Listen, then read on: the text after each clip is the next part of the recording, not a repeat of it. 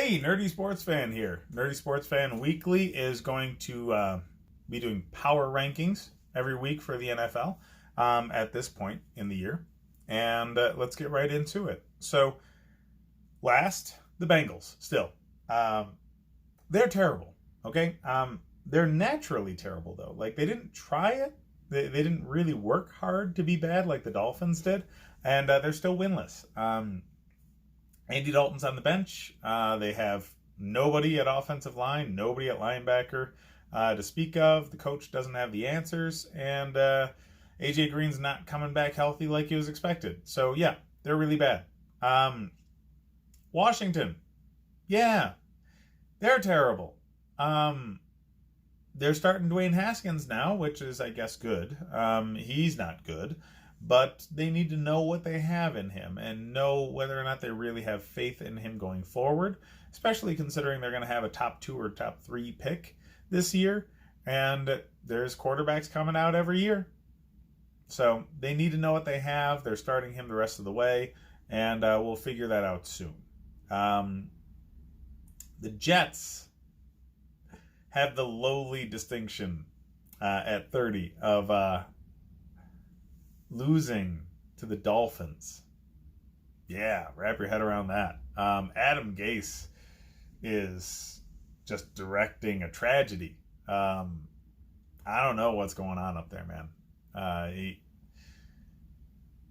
Him and the GM weren't on the same page in this past offseason. That's a lot to do with it. The personnel is not suited for what he wants to do at all. Maybe going forward, he'll have people selecting players that line up with what he wants to do. But right now, that team looks terrible. And it's all coaching from what it looks like. But again, it might just be personnel fit. So for Adam's sake, I hope it is. And he'll probably get another season at the helm before he gets the axe, because they want to make sure at least he has a fair shake to get the talent that he needs. Number 29, we have the Dolphins. Unexpected win. Coach is actually seemingly well equipped for this sort of thing. So Flores might have been the exact hire that they needed. He's pretty well rounded. He's been on coaching staff for the offense and the defense. He's been in the personnel department. So as far as a guy being a CEO head coach, he's perfect, and he seems to be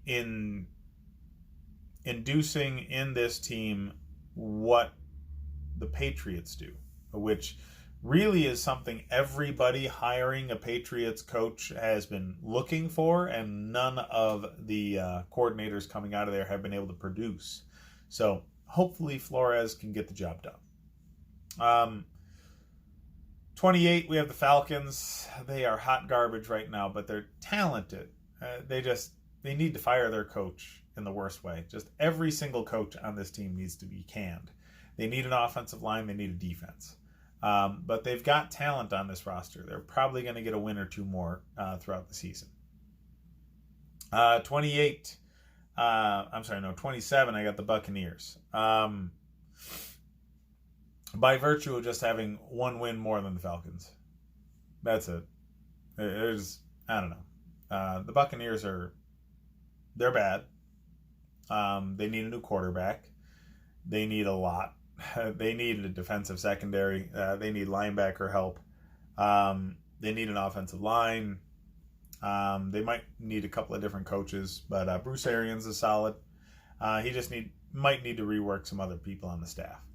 The Browns they're a shit show. Just 26th in the power rankings. And how many people thought they would be top 5 in the offseason? Just a lot of expectations. They could not handle it. Freddie Kitchens might be a good offensive mind. He's not a good head coach. Okay? A year ago, he was coaching a room with 5 dudes in it. And then he was thrust into the offensive coordinator position, worked well with it. And now he's the head coach. It's too quick of a turnaround. He was not sufficiently prepared to be the guy. He just wasn't. Okay? He's got bad game management. He does not have control of the locker room. And it shows. Those players are running all over him. Odell and Jarvis are more worried about their shoe deals than what's going on with the team, and that's a problem. 25, we got the Giants. They're doing some things there, They seemingly have the right quarterback. They definitely have the right running back, and considering the Daniel Jones pick wasn't a total bust, Gettleman had a great draft this past year. Puts together another one, they might have something. 24, we got the Broncos. They put another W on the board. But, Joe Flacco's on injured reserve, and they're dealing with really inexperienced quarterback room. 3 players that before last week had not taken a single snap in the NFL. That was their quarterback room. Now, Brandon Allen has obviously taken some snaps, and he won a game for them last week, but not because of him, all right? It was a full team win against a team that's hot garbage. They beat the Browns, okay? And anybody can do that right now. But yeah, they got a win. So more power to them. They've had very, very close losses, but all losses count. So they're close. They're closer than you think to being a winning team, but just not there yet.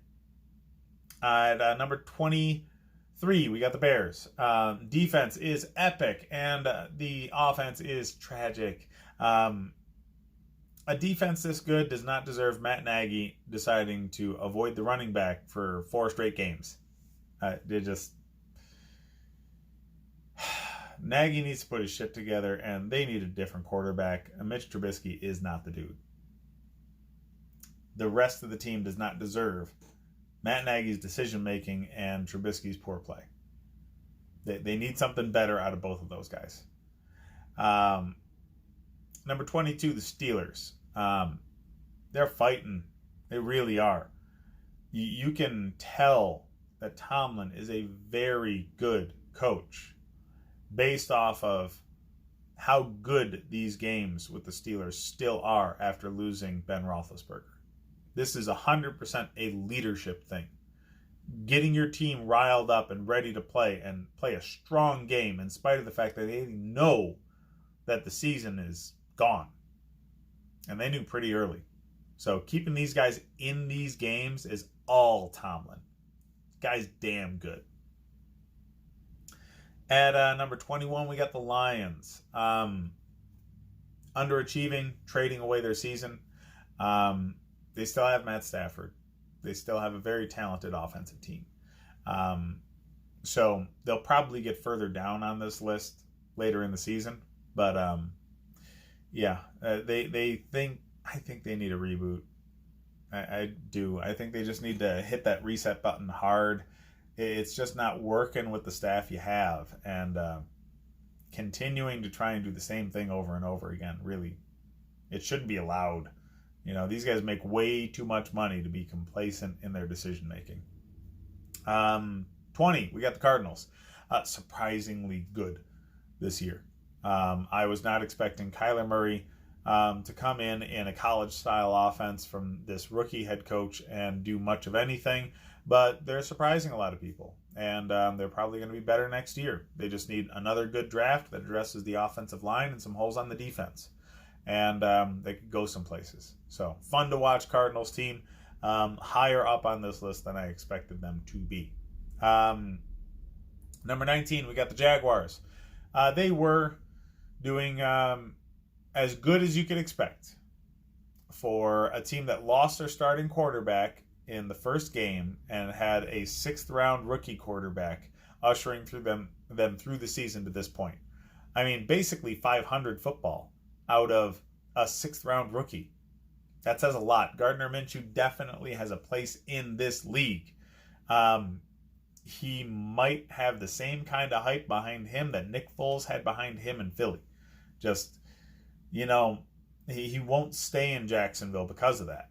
You can't keep that guy as your backup. Okay? They decided to start Foles. I'm sure Foles will do fine. He's got the backing of the locker room, and he's a talented player.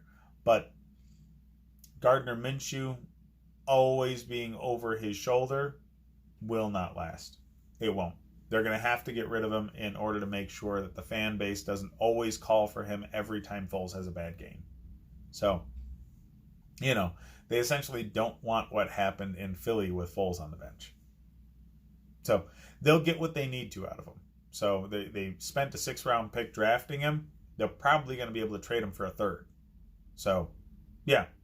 But Gardner Minshew definitely has a place in this league. He's already cemented that.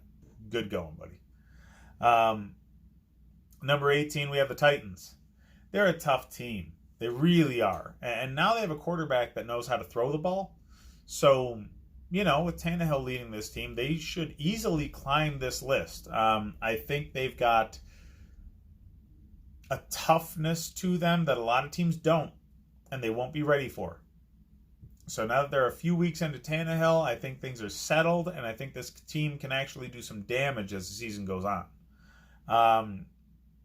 Number 17, the Chargers. Man, did they come back and show us something last week. They have a tendency to have crap beginnings of the season that end extremely well. Might be happening all over again. Phillip Rivers just needed the defense to show up. All right? And no one man can carry a whole team on his shoulders. So the defense coming back with Ingram really, really made a huge difference. They just shut the Packers down. And if they can do that to the Packers, they can do that to anybody. It's just a matter of consistency with them. At 16, we got the Raiders. They're still very good. All right? They're better than expected. They're a young team, but they're a talented team. They're never out of it. They're never out of it, okay? They always have the capability to come back in a game. They have a very potent offense. The defense is okay, and John Gruden's a great coach. So, by virtue of just always being able to be in the game, that's why they're this high on the list. They're probably going to go further down as teams like the Titans and the Chargers really get things going, though. Number 15, we got the Eagles. They're climbing back up the list. They've had some better showings lately than they did early in the season. And that'll go a long way. They still have a tough divisional opponent in Dallas, but, their record's not so bad that they can't be expected to at least have a chance to still fight for this division. So,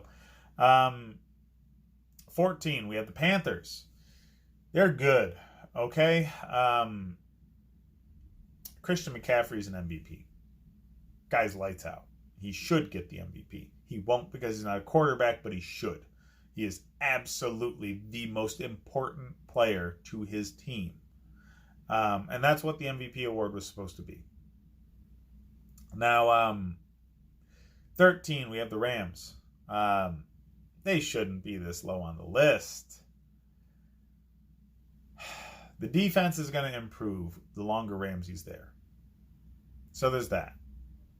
Brandon Cooks is concussed, and Todd Gurley's not the player he was. They need better offensive line play. But I think based off of where they're at in their schedule, they got a good stretch run in them. They're going to be deep in the playoffs. You're not going to knock a team like the Rams out of the playoffs entirely. They're not the freaking Falcons, okay? At 12, we got the Buffalo Bills. 6-2 is a great place to be, but they're not going to climb this list by beating up on, Washington. They need to beat a team that matters to get any higher on this list. At 11, we got the Vikings. Falling a bit. They should have beat the Chiefs. That is a game you've got to win. They didn't. They were playing against Matt frickin' Moore, okay? Matt Moore with a terrible defense on the other side. This is why I have no faith in Kirk Cousins. This is the kind of game you should just step on the other team's throat, all right? He doesn't have that in him. He does not. It's all leadership, and, he's a good player. He's not a great player. And it's all the things that are wrong are up here, okay? Has nothing to do with the physical tools, nothing to do with accuracy, nothing like that. It's all in his head. So you can't trust the dude. They have a talented roster. They have a very strong team. But when the chips are down, when you got to push everything towards the center of the table, that guy's going to fold. Number 10, we got the Seahawks. Russell Wilson is a one-man wrecking crew. Guy is damn good. MVP candidate, probably going to win it. Yeah, he's nasty. The rest of the team's got to catch up with him. All right? Bobby Wagner's the only person on the defense that's consistent. They need to get more out of the pass rush, but there's a solid overall team. And with Russell Wilson and Pete Carroll, you're always in it. So I expect big things out of this team come playoff time. Number 9, the Colts. They're slowly falling down the list, but Jacoby Brissett dealing with this injury and coming back from it will go a long way to staying in the top 10. Number 8, Cowboys. They're good. All right. Everybody hates them because they're Dallas, and Cowboys fans are insufferable, but they're a good team. Okay. The defense is much, much better than anticipated. And that big three of Zeke, Dak, and Amari Cooper, there's not much defenses can do to stop them. So they're a solid freaking team. At number 7, we got the Chiefs. They're starting to falter. I don't know. The defense is shit. Okay? Their offense is absolutely amazing. Andy Reid knows how to coach an offense. He's got Pat Mahomes, and they're still winning games without the dude when he's injured. So that's always a good sign. But man, they got to fix that defense. If they want to do some real damage come playoff time, they got to find some answers there. Number 6, Texans. Houston Texans are one of the most well-rounded teams in the league. They're good on offense. They're good on defense. Deshaun Watson, he can put on a show. I worry about injury with them. Deshaun Watson's got injury history. Obviously, J.J. Watt's out again. And Will Fuller, that man's a ticking time bomb. He's out every season. They have too many injury concerns at key positions to really want to put them higher on this list until we see them do some real damage. Number 5, Patriots. That's right. Somebody finally punched them in the mouth. I was right last week, by the way. I was the only person calling that the Patriots are going to lose and lose bad against the Ravens. They didn't play anybody that mattered until then. They didn't play anybody anywhere near that good until that game. So yeah, now that the Ravens have shown us what the Patriots are, they're probably going to get another loss at some point in this season. They showed us the chink in the armor. The Patriots just did not have good competition. They didn't. And as soon as they went against good competition, they got beat pretty bad. Number 4, the Ravens. That's right. When you beat an undefeated team, you go up the list real quick. Ravens are stout. Okay. They played some tough teams. They played a bad game against the Browns. But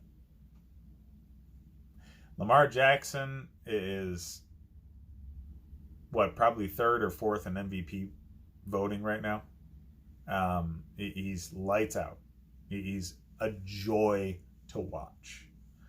They got a solid defense. They got a great staff surrounding Lamar Jackson. They've got a great coach that's won a Super Bowl. This is a formula for a deep run. They are built for the Super Bowl.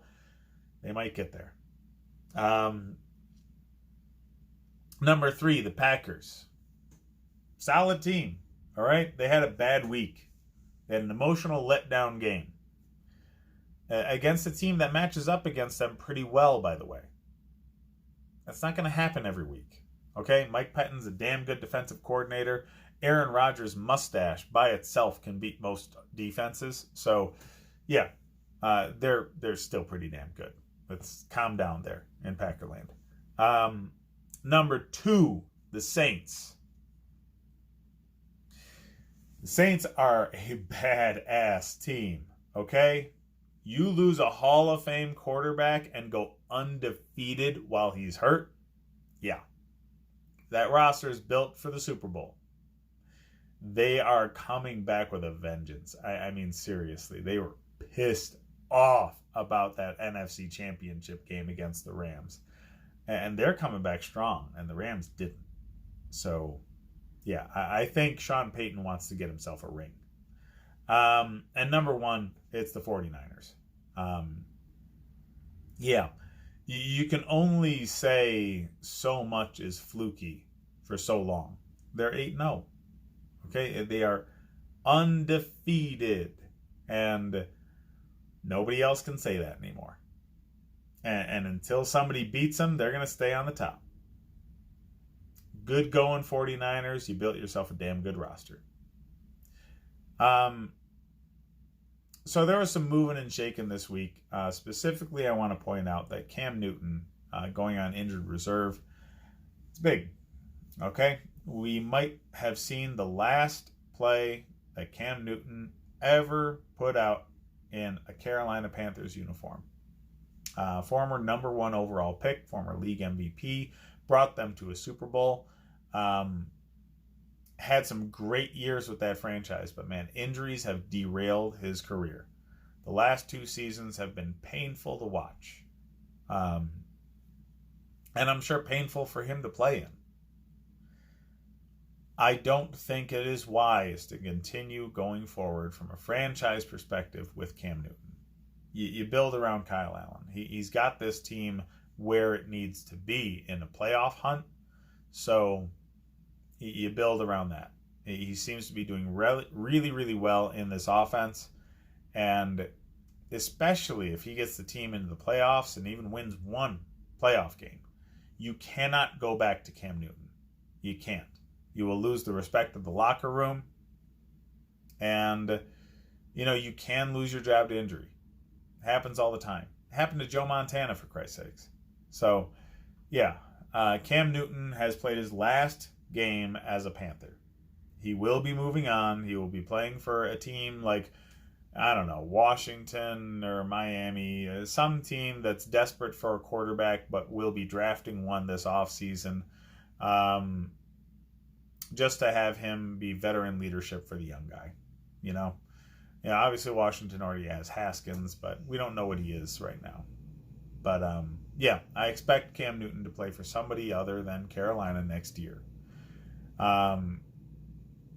Joe Flacco is on injured reserve, and his backup goes in and wins a game in a way that they should have been winning games before. And anytime you have people saying the offense is actually more opened up when your veteran quarterback goes down with injury, that's not a good sign. That's what happened to him in Baltimore. Okay? He's losing ground to people that can actually run a bootleg. Because he's a freaking statue, all right? The guy's got cement cleats. And that quarterback doesn't play well in this league anymore. All right? You've got to be transcendently talented as far as managing the game, like Tom Brady is, if you want to extend your career when you're not mobile. So, Phillip Rivers and Tom Brady are just better at that than Joe Flacco is. That's all there is. So, Flacco has played his last down as a Bronco, I think. Or at least he should. You know what? He probably hasn't. Elway makes some pretty bad decisions. So, Flacco will stay. Likely. He shouldn't, but he will. He needs to go. He doesn't want to be a backup. He wants to be the guy. It's very much an ego thing with him. And Denver's probably the last town that has a GM that thinks he can be the guy. So, yeah, he doesn't deserve to come back to a starting job, but he probably will next year. There were some other moves, but nothing really significant. Like Corey Liuget gets picked up by the Bills. He's leftover parts kind of player and a desperation move to fix the run defense. You've got some other things going on, like Brandon Cooks with his concussion problem. This is obviously a career-threatening thing because he's going to some of the best specialists in the world for concussion treatment in Pittsburgh right now. It's sad to see. I hope he does the right thing for his personal health instead of just desperately trying to play the game because, man, having Parkinson's at 40 ain't worth it. Okay? That's what I got this week, guys. Keep the conversation going with the power rankings. Tell me where you think I'm wrong. Tell me where you think I'm right. I'll argue with you all day. And hit me up next week. I'm going to be doing post-game videos as often as possible. So Thursday night games, Monday night games, Sunday night games. Check out the post-game videos that I put up there. And yeah, hit me up next week. And don't forget to hit like and subscribe.